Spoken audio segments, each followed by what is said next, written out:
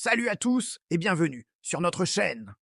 Aujourd'hui, on plonge au cœur du chapitre 2 des Ombres de l'Ordre avec l'acte 5, intitulé Vérité. Accrochez-vous bien, car les révélations vont pleuvoir et changer à jamais notre perception des personnages et de l'intrigue. Alors, on retrouve David et Isaac, réfugiés dans une grotte. L'ambiance est tendue, éclairée seulement par un feu de camp. La scène d'ouverture est absolument fascinante. David est en pleine expérimentation avec son pouvoir. Il observe sa main se transformer, passant d'une forme métallique à une texture reptilienne, puis cristalline, avant de redevenir humaine. C'est plus qu'une simple mutation, c'est une véritable quête d'identité. Il le dit lui-même, c'est comme si mon corps cherchait sa vraie forme. C'est une phrase incroyablement puissante. David n'étant pas juste un homme qui a subi des changements, il est un être en pleine métamorphose, à la recherche de sa véritable nature. On sent tout le poids de cette incertitude, cette peur, mais aussi cette curiosité. Pendant ce temps, Isaac est dans l'ombre, et c'est là que tout bascule. Le puzzle commence à s'assembler dans son esprit. Il réalise que depuis le début, David était la cible. Les sentinelles du néant, le gouvernement, tout le monde était après lui. Isaac n'était qu'un pion, un moyen pour atteindre David. Il dit « Lyra voulait la clé. Mais toi, et tu es une clé aussi. » Cette révélation est un véritable coup de théâtre. On pensait que l'objectif principal était un artefact, mais en réalité, le plus grand enjeu, c'est David lui-même. David est évidemment confus. Une clé? Une clé de quoi? Et c'est là qu'Isaac lâche la bombe. Il révèle leur désignation de sujet d'expérience. Isaac Brown, sujet 01, ouvrir le voile. David Aprio, sujet 07, survivre au voile. Waouh! Juste waouh! On comprend enfin leurs rôles respectifs. Isaac est celui qui a le pouvoir d'ouvrir la porte vers le néant, mais David est conçu pour y survivre. Ça redéfinit complètement leur dynamique. Isaac n'est pas juste le mentor, il est aussi le déclencheur. Et David n'est pas juste le protégé, il est l'espoir de survie face à l'inconnu. Leur conversation est brusquement interrompue. Des bruits à l'extérieur. Un convoi militaire approche, mais ce n'est pas tout. Ils sont accompagnés de créatures du néant. La menace est double, coordonnée. C'est terrifiant. David pense qu'ils ont encore été retrouvés, mais Isaac le corrige avec une précision glaciale.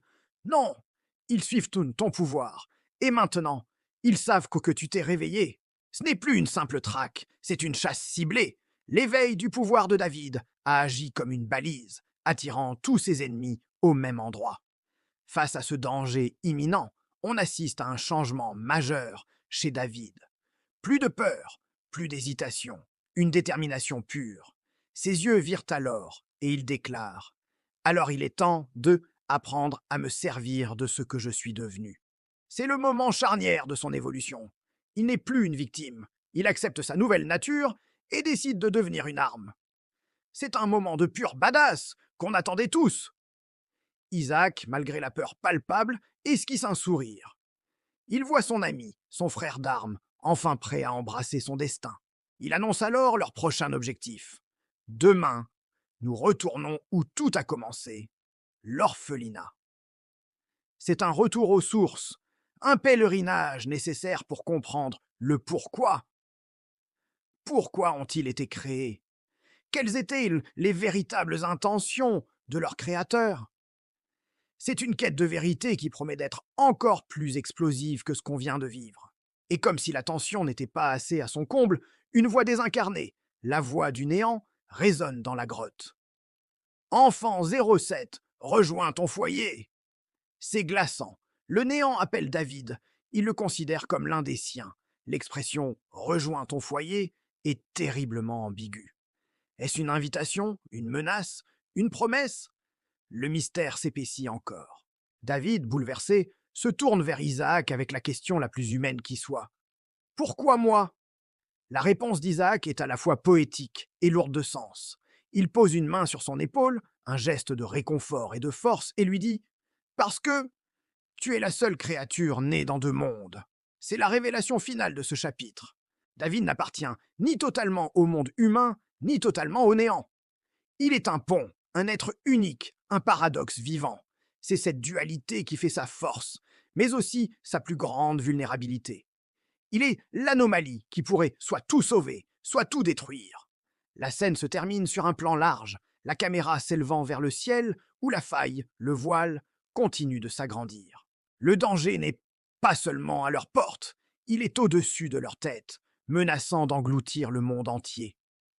Le chapitre 2 se termine sur cette note angoissante et épique, nous laissant avec 1000 questions en tête. Que vont-ils découvrir à l'orphelinat? David parviendra-t-il à maîtriser ses pouvoirs à temps? Quel est le véritable plan du néant?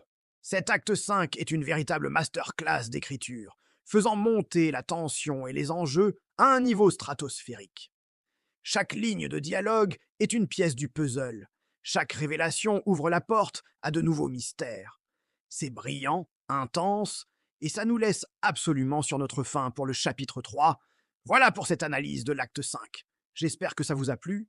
Dites-moi en commentaire ce que vous avez pensé de toutes ces révélations et quelles sont vos théories pour la suite. N'oubliez pas de liker la vidéo si vous avez aimé et de vous abonner pour ne rien manquer de nos prochaines analyses. Merci d'avoir regardé et à très bientôt pour une nouvelle vidéo nouvelle.